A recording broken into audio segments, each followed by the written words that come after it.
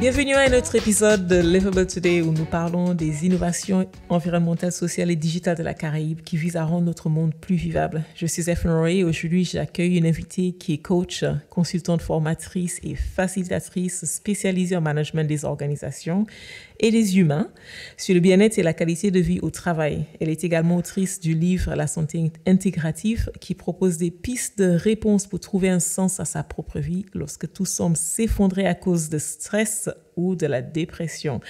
C'est avec plaisir que j'accueille Cindy Sherry sur Livable Today. Cindy, merci d'être avec moi aujourd'hui. Bonjour Zéphine et merci de m'accueillir. Je suis ravie d'être là. Et je suis ravie de t'avoir. Cindy, tu as écrit le livre La santé intégrative, 14 solutions alternatives pour prévenir le stress et la dépression. Et j'imagine que d'ailleurs que tu dois être très sollicitée en ce moment parce que je sais que c'est un sujet sur lequel qui affecte beaucoup de personnes en ce moment et qui se pose la question de comment gérer le quotidien et garder le pied. Et le livre, donc, il doit être très important en 2020, mais tu l'écrivais déjà bien avant la crise du Covid. Donc, est-ce que tu as senti que c'était une nécessité d'écrire ce livre? C'est en fait quand j'ai soutenu mes certifications en praticienne en santé naturelle et bien-être,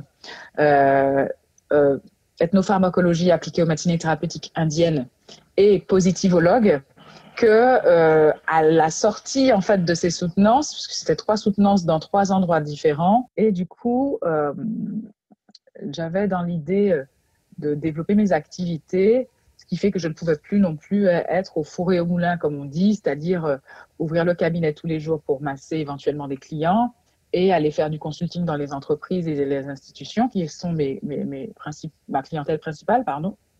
Et du coup, je commençais à réduire les jours d'ouverture du cabinet jusqu'à complètement fermer parce que la demande se faisait de plus en plus forte, à la fois en coaching, pour les particuliers ou les managers, les directeurs, les chefs d'entreprise, et à la fois le consulting en management des organisations axé sur le bien-être et la qualité de vie au travail dans les grosses institutions et les PME.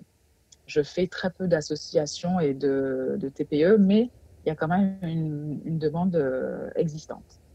Et du coup, c'est vrai que ça prenait de plus en plus de place. Ce qui fait que quand j'ai fermé en juin 2019, je me suis dit, parce que bon, les clients étaient un petit peu déçus de ça. Et c'est vrai que pendant un moment, je m'étais dit que j'allais réouvrir sur le centre parce que je suis dans le sud. Je m'étais dit que j'allais réouvrir dans le centre et peut-être trouver des partenaires pour masser à ma place. Les clients m'ont dit hors de question.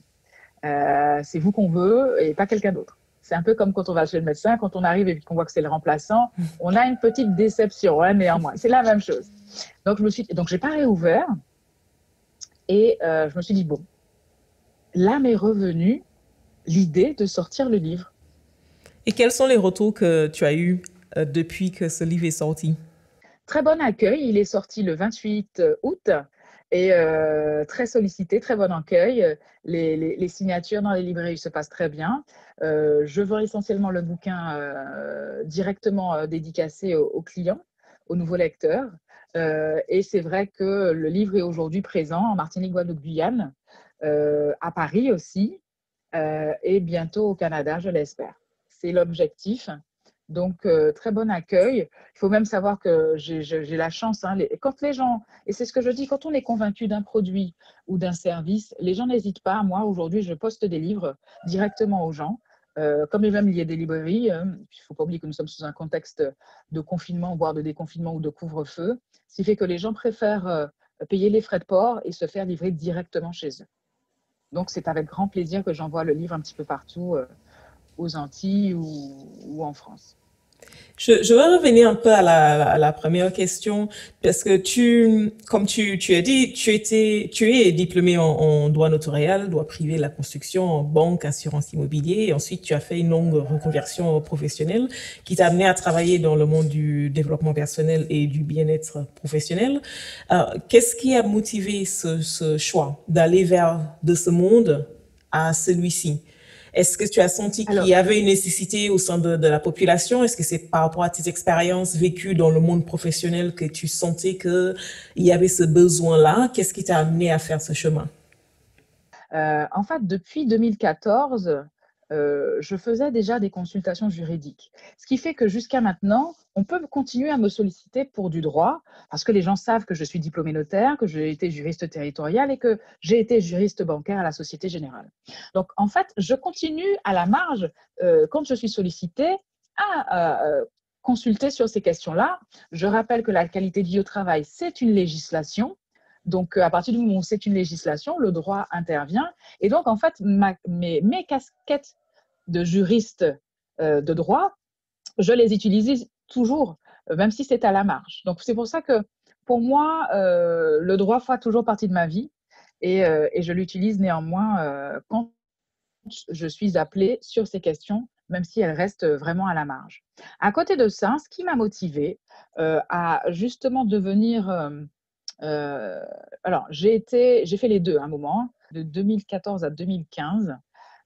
J'avais déjà une auto-entreprise à côté de mes activités salariées où donc j'ai pu tester, si je puis dire, de manière secondaire, une activité complémentaire et pour vraiment, comme on dit, test and learn, tester une activité, voir s'il y a une demande, une clientèle qui peut se développer et en parallèle, donc j'ai mis de côté ma carrière juridique en 2015.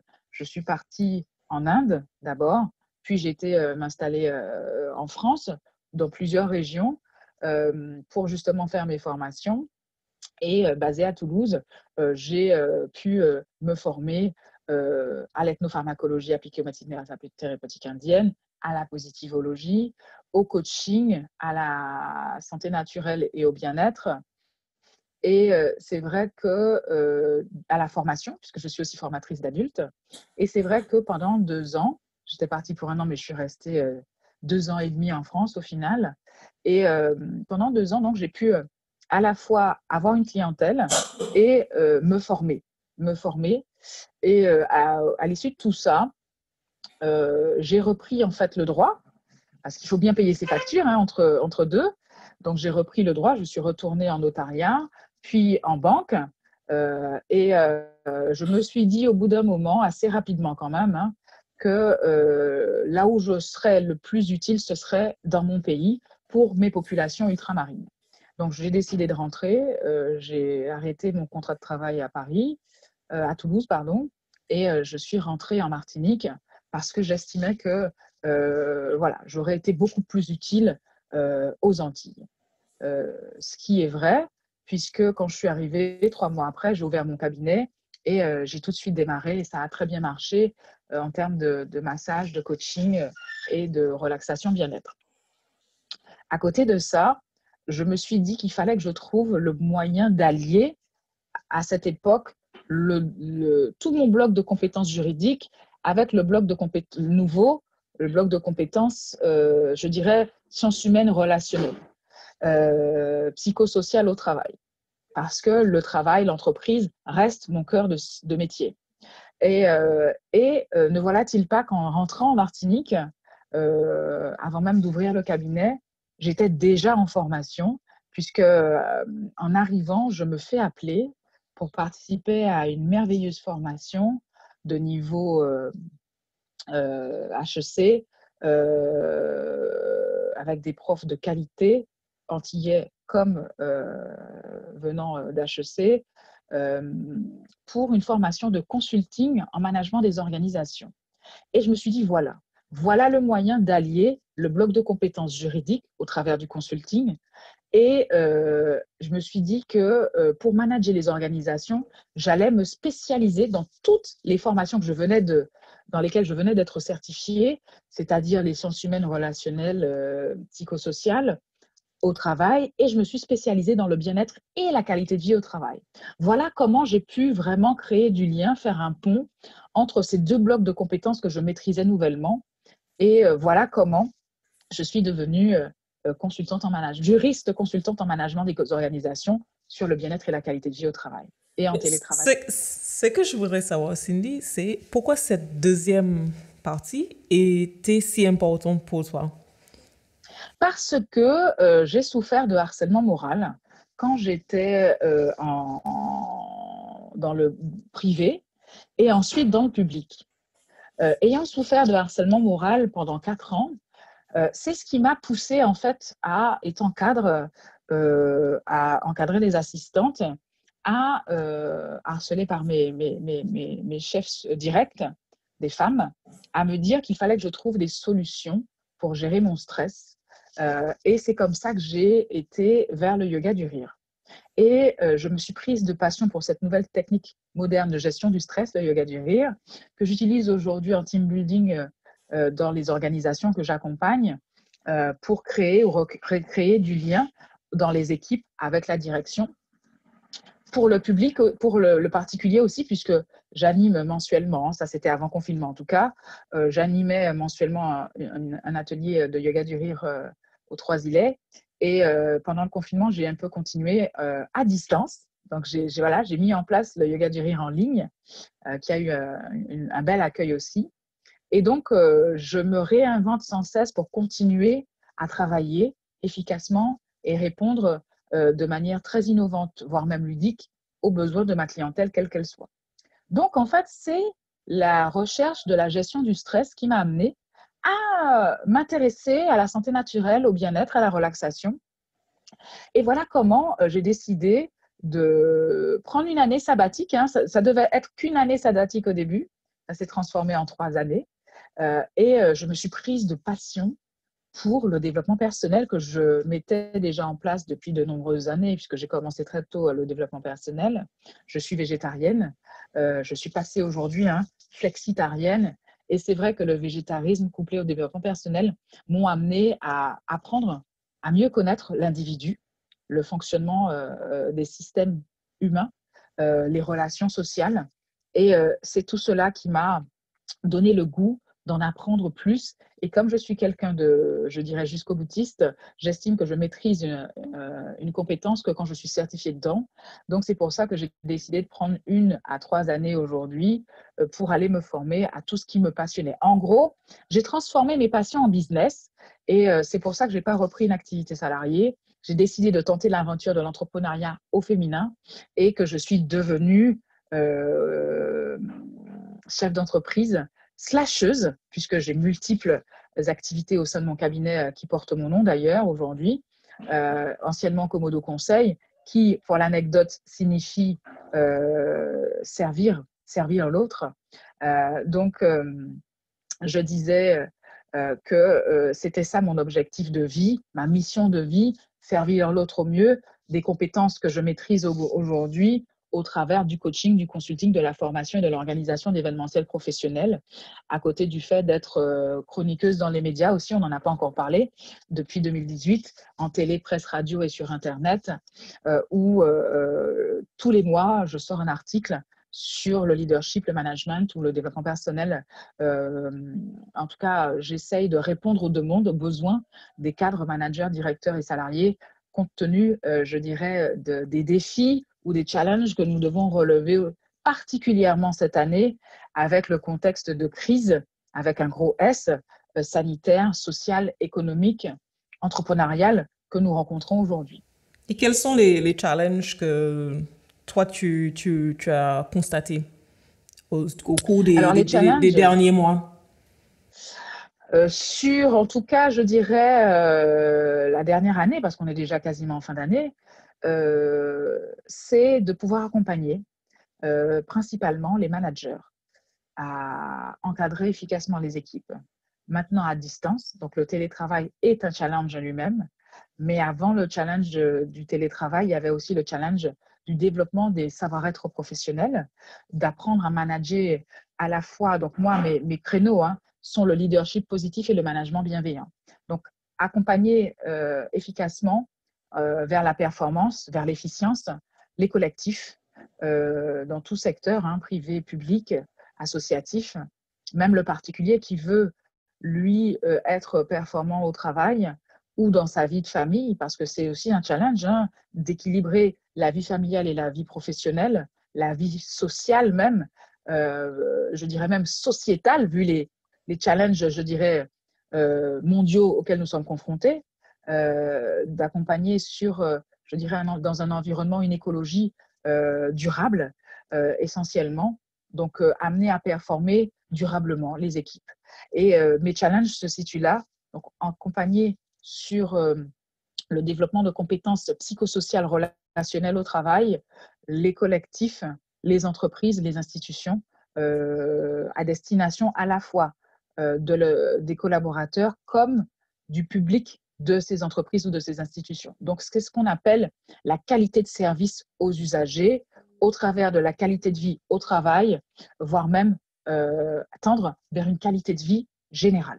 Donc, ça englobe la santé, le bien-être, la prévention et, je dirais, éviter le plus possible la désertion professionnelle Donc, au travail.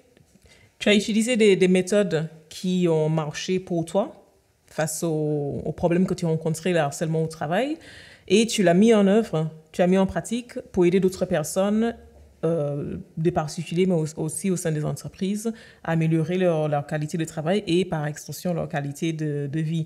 Est-ce que c'est quelque chose qui est pour toi, qui devait être développé plus en Martinique par rapport à notre contexte sociétal, par rapport à tes observations et tes expériences? Oui, exactement. Moi, quand j'ai rencontré mes 4 années de harcèlement moral, je n'ai pas été très soutenue. C'est-à-dire que, alors c'est vrai, hein, à décharge, je n'ai pas consulté un médecin de travail, ça ne m'est pas venu à l'esprit. Puis je vous rappelle, hein, quand vous savez, quand vous vivez des moments de stress intense ou de dépression, vous n'avez pas les idées en place, mais néanmoins, il faut trouver les ressources pour se faire aider. Et comme je dis tout le temps, et il est scientifiquement prouvé même, que la réponse à vos difficultés se trouve dans un rayon de 6 à 8 mètres carrés autour de vous, c'est-à-dire vos collègues. Et quand j'étais en notariat, c'est une collègue, une amie, pardon, qui m'a aidée, qui est dans le même milieu, qui n'était pas dans mon entreprise, mais qui était dans le même milieu, qui m'a aidée. Et tous les soirs, je l'appelais pour trouver un soutien et elle était vraiment, et je la remercie énormément d'avoir été présente pour moi pour m'aider à ne pas trop sombrer et surtout à me donner suffisamment de ressources et de motivation mais surtout de la motivation pour tenir. Parce que parfois, il faut avoir un ego, et j'ai la chance d'avoir un ego aussi, qui me disait qu'il fallait absolument tenir. Donc, elle a été ma lumière, mon soutien indéfectible pendant ces 2 années, jusqu'à ce que je décide de dire à mon N+1 stop, ça suffit. Et du jour où j'ai osé dire stop, ça suffit, bah effectivement, j'ai arrêté d'être une cible et on s'en est pris à quelqu'un d'autre malheureusement. Donc, moi, j'ai pu me relever de ça.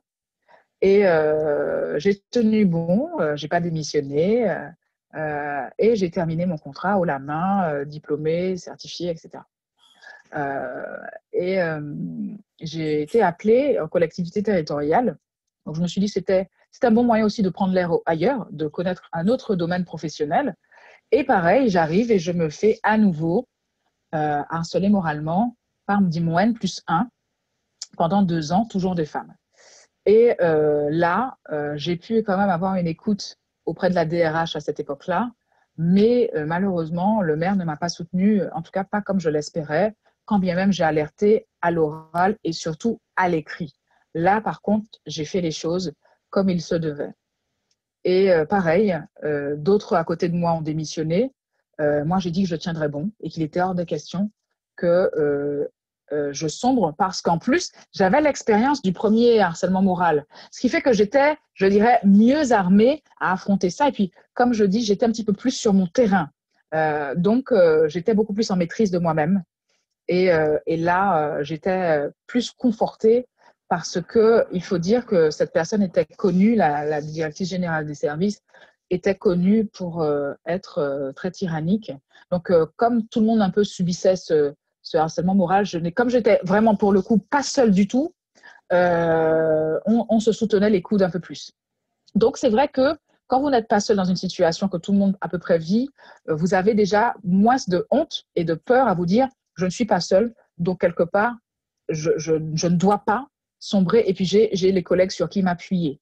Et c'est vrai que ces questions-là m'ont beaucoup, beaucoup amené à approfondir la gestion du stress, approfondir ce que pouvait être la dépression, même passagère, approfondir ces questions-là. Et quelque part, comme je dis, ne jamais blâmer une contrariété. C'est aujourd'hui, il faut comprendre que je réussis mes accompagnements parce que je suis moi-même passée par là. Donc, je peux témoigner de ça. Et j'ai décidé en 2020, parce que le livre est sorti aussi, et le livre commence sur cette question-là, sur ce témoignage-là, pardon, euh, euh, de dire j'ai vécu ça, ça peut aider beaucoup d'autres personnes. Et sachez que si je m'en suis sortie, la tête haute, vous pouvez vous en sortir également la tête haute. Et transformer, je dirais, ce négatif en positif. C'est ça la positivologie. C'est amener l'individu ou le collectif à réussir néanmoins à performer dans un environnement anxiogène ou contraint. En gros, les 14 solutions qui sont présentées dans le livre vous aident à trouver celles qui vous correspondent et à réussir à garder la tête hors de l'eau pour pouvoir terminer une mission, terminer un contrat de travail et en tout cas réussir à vous donner des ressources, de la motivation, un objectif à atteindre pour vous maintenir ou rétablir votre bonne santé, votre bien-être, a fortiori au travail en général. C'est ça, ma mission de vie, c'est aider le plus possible les organisations comme le particulier à performer dans un environnement particulièrement difficile. C'est un sujet qui est très, je pense que c'est très sensible parce que beaucoup de personnes n'aiment pas parler de ça, n'ont pas nécessairement conscience que ce qu'elles traversent, c'est un, Tout à fait. c'est une période difficile et qui relève de la santé mentale, d'un trouble C'est ça. psychique. Souvent, c'est quelque chose de tabou. On ne veut pas parler de dépression, on ne veut pas parler de faiblesse psychique, en fait, parce que si on en parle, ça veut dire que on est fou. Euh, Souvent, c'est associé à ça et À ça, c'est mal vu malheureusement. et c'est même associé à une certaine forme de faiblesse de la personne parce que tu n'arrives pas à te gérer et du coup, on garde ça sous silence et les gens souffrent énormément de ces choses. Parfois, on a des personnes de notre entourage qui ont des comportements qu'on ne comprend pas. Euh, mais en fait, et parfois qui sont pas ni raisonnés, ni explicables. Et en fait, si on prenait le temps de déchiffrer ce qui se passe, ou si on avait des éléments pour pouvoir le déchiffrer, on saurait en fait que C'est ce sont ça. des personnes qui sont en train de traverser quelque chose et donc qui sont pas eux-mêmes, qui sont pas elles-mêmes. Et c'est ça. C'est-à-dire que, alors, et puis on a de très beaux exemples. Hein. Alors, pour rebondir sur ce que tu dis, euh, nous sommes dans une société, dans une mondialisation telle qui n'a voix que pour l'excellence et la performance que, voilà, reconnaître qu'on souffre, reconnaître qu'on n'est pas bien, c'est comme tu dis, un marqueur très important de faiblesse, de mauvaise gestion de sa personne, de sa vie, etc. Et en fait, du coup, par honte ou par peur, les gens ne vont pas consulter ou n'en parlent tout simplement pas. Le problème, c'est que du coup, quand on est atteint d'une pathologie ou même quand on a des moments passagers de dépression, hein, et puis il y a plusieurs formes, c'est pour ça que je dis qu'il y a bien plusieurs formes de stress et de dépression, il faut savoir de quelle forme on relève éventuellement. C'est important de mettre des mots exacts sur les choses. Le stress n'est pas l'angoisse, qui n'est pas l'anxiété. Ce sont trois mots différents qui sont sous l'égide, effectivement, d'un type de pathologie. Donc, il faut savoir qu'il y a des formes à la fois verbales, comportementales, des réactions physiques et psycho-émotionnelles différentes entre le stress, l'angoisse et l'anxiété. Donc, quand on ne sait déjà pas de quoi on relève, on ne peut pas se faire accompagner. Deuxièmement, tu dis très bien, quand je parlais d'exemple local, je ne sais pas si tu as suivi les actualités récemment, mais à Sainte-Marie, je crois, il me semble que c'est Sainte-Marie aux Trinités, il y a des riverains qui refusent de voir ouvrir un établissement psychiatrique à côté de chez eux. Là, ils sont en train voilà. Donc, c'est pour te dire que les gens assimilent toujours les troubles mentaux à la schizophrénie ou à la psychiatrie. Or, on n'a pas besoin d'être schizophrène ni d'avoir des troubles psychiatriques pour être dans un établissement. Voilà. Donc, encore une fois, et puis il y a une chose que les gens ne savent pas, le plus tôt c'est diagnostiqué, le plus tôt c'est traité, il faut savoir que 50% des gens peuvent se remettre d'un trouble psychiatrique quand il est traité et accompagné. Donc, en fait, c'est un mal nécessaire, un passage obligé, mais on peut s'en sortir et reprendre une vie, s'insérer socialement et recommencer peut-être même à travailler. Et puis le problème, c'est que le revers de cette médaille-là, c'est qu'une fois qu'on a été stigmatisé trouble psychiatrique ou schizophrénique, il faut savoir qu'on a malheureusement 50% de chances en moins de retrouver un travail. Parce que c'est une étiquette qui vous colle à la peau et du coup qui vous empêche, parce que les gens ont peur, malheureusement, je dis l'ignorance et la peur sont aussi deux mots du siècle. On rejette ou on ostracise, mais on ne sait même pas de quoi on parle parce qu'on ne connaît pas, on ne s'informe pas et on ne cherche pas non plus à savoir que 50% des gens se remettent d'un trouble psychiatrique s'ils sont accompagnés et traités pour cela. Donc en fait, on peut tout savoir au cours de notre vie. D'ailleurs, comme je dis, on va tous connaître un trouble psychiatrique, en tout cas une personne sur trois. Donc c'est pour dire qu'il faut qu'on s'intéresse d'autant plus et qu'on soit sensibilisé à ce que c'est et qu'on se rende compte qu'il faut arrêter d'avoir peur et de rejeter les gens qui peut-être vont traverser ce trouble parce qu'on peut s'en remettre. Mais encore faut-il en parler et surtout faut-il se faire accompagner et suivre un traitement pour cela. Vous êtes sur Sun, le premier média digital bilingue consacré à la Caraïbe. Ici, vous trouverez des films, des vidéos et des podcasts sur des histoires et des sujets caribéens, par des Caribéens, pour des Caribéens. Et je pense que souvent, pour beaucoup de personnes, c'est juste que c'est pas quelque chose qui est visible, autant que quelque chose qui est dans la chair, quelqu'un qui a un cancer, quelqu'un qui a une pathologie physique, on sait, on peut visualiser ce que c'est, mais quand c'est psychique, quand c'est psychiatrique, on ne sait pas en fait, c'est tellement vague et vaste qu'on ne sait pas à quoi attendre chez l'autre, et du coup ça nous amène aussi à repousser les autres. Ça, quand tu parles du refus des habitants d'avoir un hôpital ouvert près de chez eux, ça soulève la question du vivre ensemble. C'est la santé mentale qui n'est pas au même plan de la santé physique, ça c'est une autre question aussi. Pourquoi la santé mentale devrait être quelque chose qui est aussi stigmatisé quand ça fait partie d'un tout. Pour qu'on puisse être entier, on a besoin d'avoir une bonne santé mentale, une bonne santé physique, une bonne santé spirituelle, etc. Et il faut se soigner. On peut être malade physiquement comme on peut être malade mentalement, et il faut se soigner. Donc, il faut ce type d'établissement. Et ça a toujours été le problème sociétal. J'ai bien dit sociétal. C'est parce que le monde, aujourd'hui, étant devenu tellement superficiel, ne se concentre que sur le corps. Or, ce qui fait un individu, c'est son esprit. En gros, vous ne pouvez pas mouvoir votre corps et faire admirer votre plastique. Alors, je rappelle que les réseaux sociaux, c'est se montrer tout le temps. C'est de la superficialité à outrance. Donc, en fait, on oublie, on ne vit qu'en dessous. Et on oublie, qu'au-dessus, c'est ce qui nous permet de mouvoir en dessous. Et donc, comme je dis, si on n'accepte pas de se concentrer sur l'esprit et donc le mental, comment voulez-vous qu'on soit une société durable? Durable.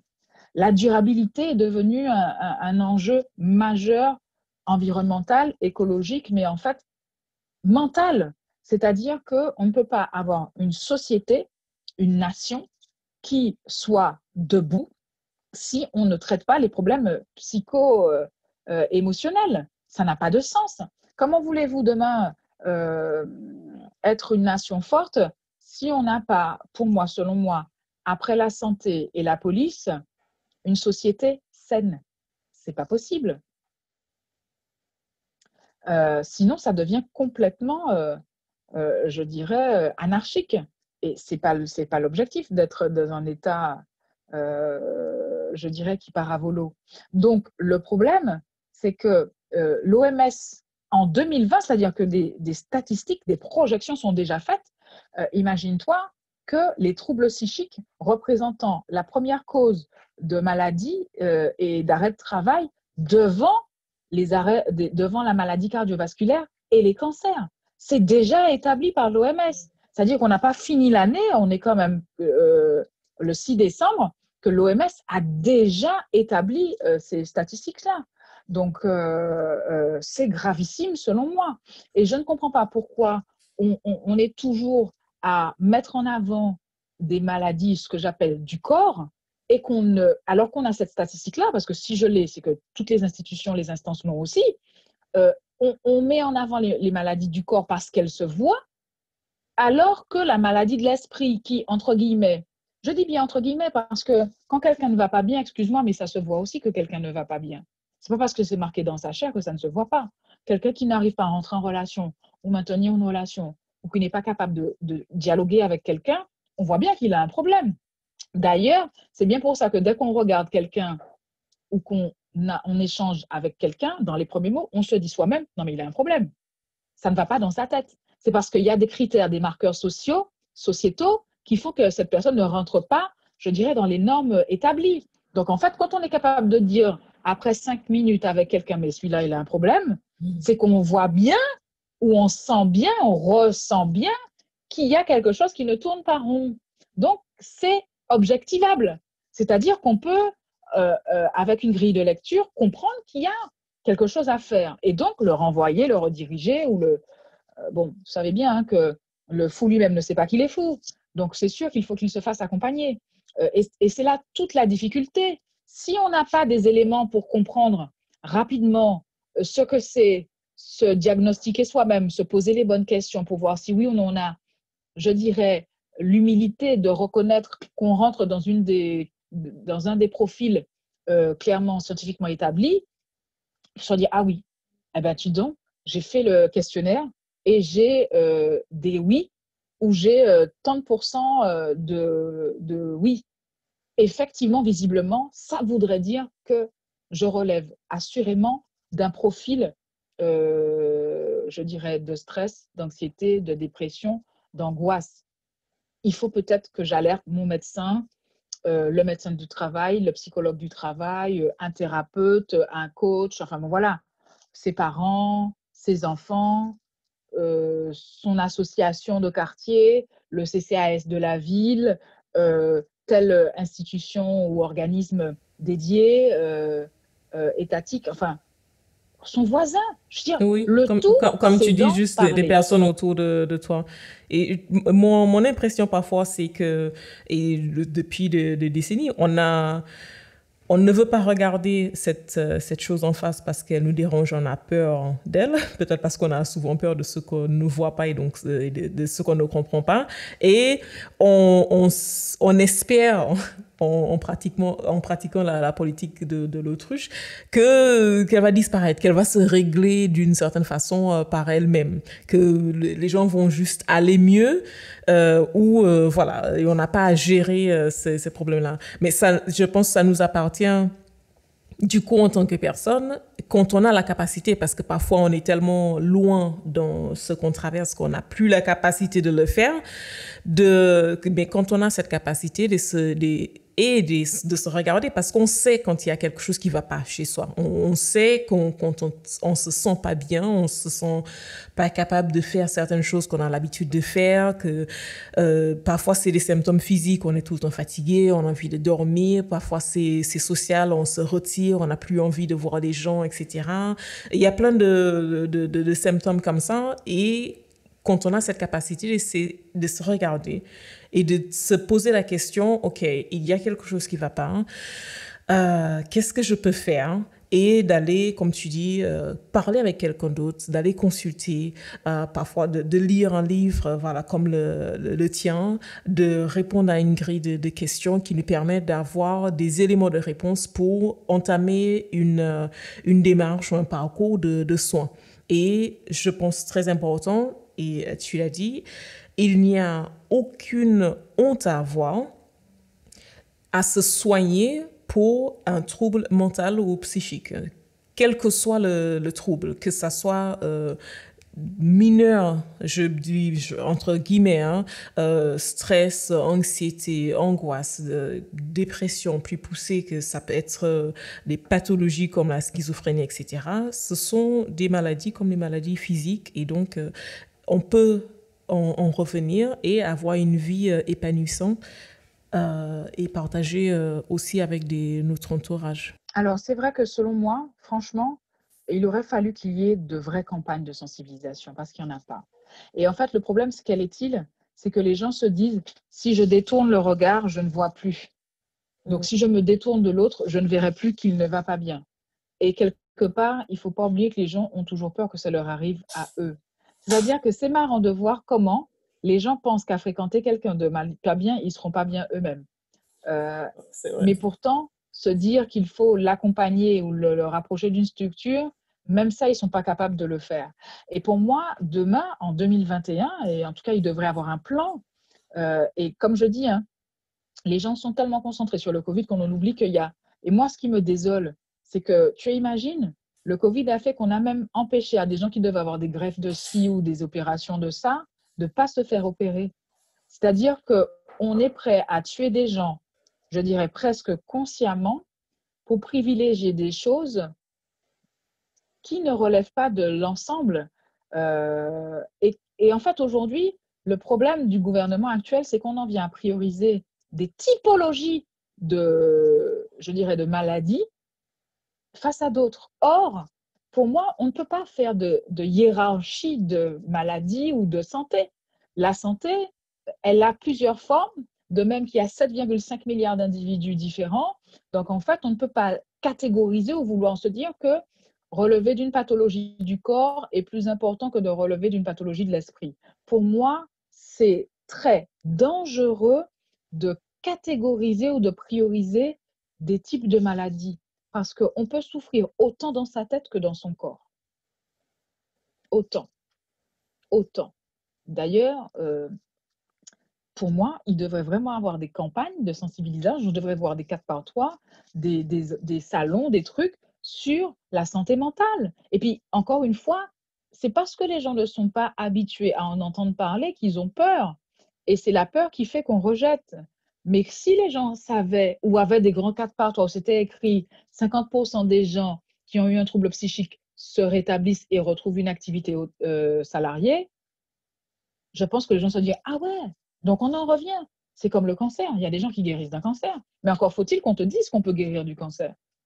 Mais si tu ne le sais pas, bah, tu vas toujours croire que tout le monde meurt d'un cancer.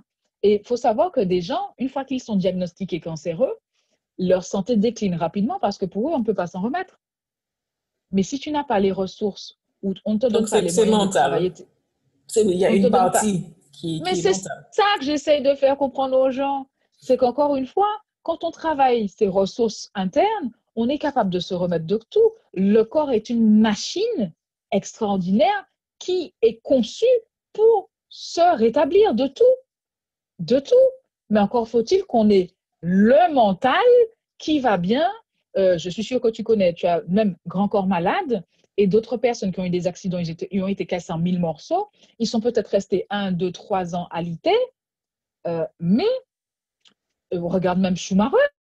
Ce sont des gens qui ont travaillé leur mental, qui se sortent le mieux des sportifs, qui se sortent le mieux des accidents de la vie, avec un grand A, fracturé partout, paralysé, para ou tétraplégique, qui arrivent à retrouver une certaine forme de mobilité, parler, ouvrir les yeux, communiquer un minimum avec des appareils et tout ça. Mais c'est parce que si tu regardes bien le parcours de vie de ces gens-là, ils ont été habitués à travailler leur mental. Schumacher est resté combien d'années? 5 ans, 6 ans, à pas savoir bouger, cligner, etc. Machin. Sa femme lui parlait tous les jours. Le mec est quand même sorti du coma. Enfin voilà. Et puis aujourd'hui, il commence à retrouver, je dirais, une certaine forme de sociabilité. Mais encore une fois, si on ne dit pas aux gens que si vous travaillez sur vous-même, travaillez votre développement personnel, travaillez vos ressources, on peut se remettre de ça, et sachez que c'est même prouvé que la moitié des gens peuvent s'en remettre, eh bien, c'est ce qui donne l'espoir. L'espoir viendra que du fait que tu sais qu'il y a 50% des gens, donc une personne sur deux, qui s'en est remis. Mais si tu ne l'entends jamais et que tu ne le lis pas ou que tu ne l'entends pas ou que tu ne le vois pas ou quand on le veut, ben, ton esprit ne peut pas lui-même se dire « Ah ben, il y a des gens qui l'ont fait avant moi, donc moi, je peux le faire. » L'esprit ne conçoit que ce qu'on veut bien lui permettre d'obtenir. Donc, si tu ne peux pas ouvrir ton esprit suffisamment pour qu'il puisse savoir qu'il y a des gens avant toi qui sont passés par là, si l'esprit, parce qu'en fait, c'est la répétition qui fait l'action. C'est parce qu'on sait que des gens avant nous ont déjà fait quelque chose qu'on est en capacité de le faire nous aujourd'hui et d'avoir la foi qu'on peut y arriver. C'est ça. C'est un travail, c'est une politique. Mais encore faut-il qu'on ait les élus derrière qui décident à bras le corps de défendre cette politique. Les gens, tout ce qu'ils veulent, c'est être élus. Ils veulent surtout pas qu'on leur parle de sujets difficiles. Mais encore une fois, je rappelle que, je répète, ça deviendra la première cause de maladie du siècle, la dépression. Les troubles psychiques, ce sont la première cause d'arrêt de travail et de maladie. Donc, en gros, on ne va pas y échapper. Et la personne qui demain n'a pas dans son programme d'élection un plan Marshall, et je dis bien Marshall, un plan Marshall de santé mentale, il ne va pas réussir à convaincre la population parce que déjà qu'elle est vieillissante elle-même, déjà qu'elle est vieillissante, si on ne prend pas en cause les pathologies ou les maladies de vieillesse, la sénilité en général, on ne va pas pouvoir maintenir en bonne santé la 60 à 80% de la population de demain, c'est-à-dire des personnes qui sont avec des maladies de santé mentale, dégénératives. C'est eux qui vont voter pour vous. Donc, si vous ne prenez pas en compte leurs problématiques, je ne vois pas comment ils vont voter pour vous. C'est ça l'enjeu, c'est de comprendre ce cercle vicieux qu'il faut transformer en cercle vertueux. Demain matin, si on n'ouvre pas d'établissement psychiatrique, on n'ouvre pas des établissements de santé mentale, je ne vois pas comment on va accompagner nos aînés.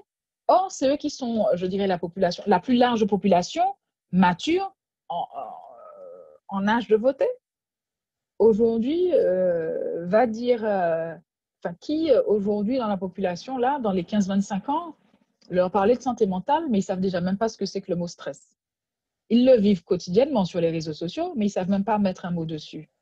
Parce que, encore une fois, on n'en a pas parlé, Zéphrine, mais les taux de suicide qui sont en augmentation là, déjà aux Antilles, on est passé de 9 à 14%. Il va même falloir revoir les critères de suicide, parce que le suicide qui est établi et qu'on prend en compte, c'est que le suicide par pendaison. Or, aujourd'hui, ce n'est pas les jeunes qui vont aller se pendre. Les jeunes, ils vont aller s'intoxiquer avec des barbituriques, des médicaments, où ils vont aller se noyer, où ils vont se fusiller. La pendaison n'est pas dans la culture de la jeunesse d'aujourd'hui. Eux, c'est s'ouvrir les veines, prendre des médicaments, se foutre une balle ou aller se noyer. Mais ça ne sera pas se pendre. Se pendre, c'est au 19e siècle, mais pas au 21e siècle. Et j'ai oublié, on va sous un train ou on va sous un pont. Mais on ne va pas se pendre. Or, le critère aujourd'hui, voilà, c'est-à-dire qu'il va même falloir, et c'est pour ça que je parle du plan Marshall, il va falloir revoir ne serait-ce que les critères de prise en compte des suicides diagnostiqués. Ce n'est plus la pendaison qui est le premier critère de suicide. C'est les médicaments, c'est sous un train, sous une voiture, sous un pont ou un fusil. Ou encore une fois, s'ouvrir les veines, tout simplement.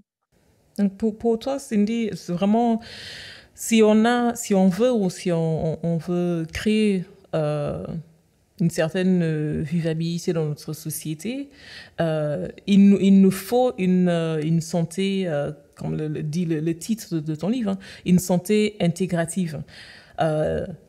Quelque chose qui regarde la personne dans sa totalité et du coup qui permet de prendre la société aussi avec toutes ces composantes. Pour moi, la vivabilité de demain, c'est justement de pouvoir réussir à prendre l'individu dans son entièreté de ces trois piliers, le corps, l'esprit et les émotions. C'est-à-dire que l'un ne peut pas aller sans l'autre et l'un n'est pas à prioriser face à l'autre. Il ne peut pas avoir de hiérarchie dans la santé. Pour moi, l'holistique deviendra la médecine de demain, la santé de demain, parce qu'il va falloir vraiment aller dans l'individualité, dans l'individualisme, parce que la santé mentale de l'un n'est pas la santé mentale de l'autre. Et c'est pour ça qu'il y a 14 solutions proposées dans le bouquin, parce qu'il faut répondre à l'Européen, à l'Antillais, à l'Indien, au Chinois. Il faut répondre à toutes les cultures. Et toutes les cultures, justement, ont des valeurs sensiblement similaires, mais elles sont aussi intrinsèques. C'est-à-dire que tu sais bien, par exemple, que le Chinois va se faire un harakiri, que l'Européen va se pendre et que peut-être que l'Américain va s'intoxiquer aux médicaments. Donc, en fait, on voit bien que nous avons des cultures, même dans la santé mentale, différentes, ancestrales, différentes. Donc, il faut pouvoir... l'humain, il est le même partout. Par contre, dans ses modes de fonctionnement, il est différent. L'être humain est le même partout. L'être humain a un esprit. Donc, en fait, ses pensées sont les mêmes, mais les traductions comportementales sont différentes parce que nous sommes dans un environnement psychosocial. Et en fait, le psychosocial renvoie à la psychologie de la société, c'est-à-dire la culture, les valeurs, ou a fortiori la culture d'entreprise au travail, qui est différente. Le japonais se fait un harakiri, l'Européen ira sous un train ou la pendaison, mais je dirais que l'Américain, lui, va préférer les médicaments ou s'ouvrir les veines. Donc, tu vois bien qu'il y a des modes d'action différents. Et l'Antillais, ça sera peut-être le fusil. Enfin, ça reste typiquement français. Hein. Quand je dis typiquement français, quand je dis typiquement français, c'est-à-dire que je n'ai pas d'éléments à l'heure actuelle de comparaison avec les autres pays européens sous les yeux pour te dire si oui ou non les suicides ou les attentats à la vie se font sous les mêmes modes opératoires. En tout cas, je pense que là, on a un sujet qui, comme tu dis, qu'on sera obligé de traiter parce que ça va devenir quelque chose qui va provoquer de dysfonctionnements, et je pense des dysfonctionnements majeurs dans la société.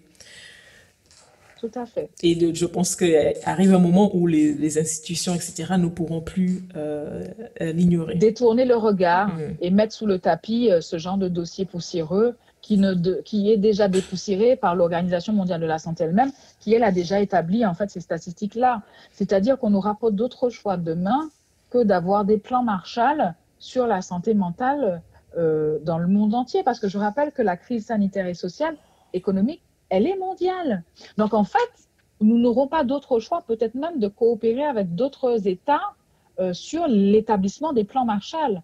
De la même façon, on a pu envoyer dans des territoires, dans des États voisins des Covidés, eh bien, peut-être qu'il va falloir qu'on envoie dans des institutions des personnes atteintes de troubles mentaux, psychiques, mieux armées, mieux préparées, etc. Mieux fournies aussi. Merci Cindy, je pense qu'on en a bien besoin, pas seulement pour les individus, mais pour permettre à réduire aussi le contexte anxiogène même, pour rendre nos sociétés, notre environnement un peu plus bienveillant, plus vivable, si je peux utiliser ce mot. Merci encore d'avoir partagé ta vision et ton expérience avec nous. Avec grand plaisir. Et puis au plaisir de se retrouver. Je suis aussi d'un œil ce que tu fais. Je trouve ça très intéressant. Je sais que vous êtes deux. Et je trouve ça très, très bien. J'ai peut-être pas fait le tour entre Sun et Creative Sun Films. Mais en tout cas, je vous félicite pour le travail déjà fait. Et je vous invite vraiment à continuer à nous produire de très belles choses. Je trouve ça vraiment très, très bien. C'était Livable Today avec Cindy Chéry, coach, consultante, formatrice et autrice du livre La santé intégrative, 14 solutions pour prévenir le stress et la dépression, qui a partagé avec nous sa vision d'un monde plus vivable dans lequel notre santé mentale prend une place centrale et où la santé intégrative devient indispensable. C'était aussi le 5e épisode de Livable Today. Si vous avez raté les premiers épisodes, vous pouvez les retrouver sur toutes les plateformes de podcast en ligne. Et vous pouvez aussi retrouver la vidéo du podcast sur la chaîne YouTube du Média Sun. Et pour ne rater aucun épisode, vous pouvez vous abonner sur www.livable.today. Merci encore d'avoir été avec moi et à la prochaine pour un autre épisode de Livable Today.